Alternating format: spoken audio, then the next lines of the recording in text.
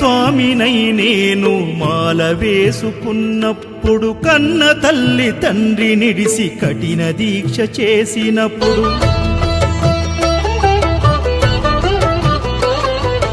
కత్తి స్వామి గున్నప్పుడు కష్టాలు తొలిగినప్పుడు, కట్టుకున్న ఇరుముడి తల నెత్తి పయనమైనప్పుడు, పుట్టెడన్ని బాధలు కన్నీళ్లు తొలిగెను, పట్టరాని ఆనందం నాకు కలిగెను.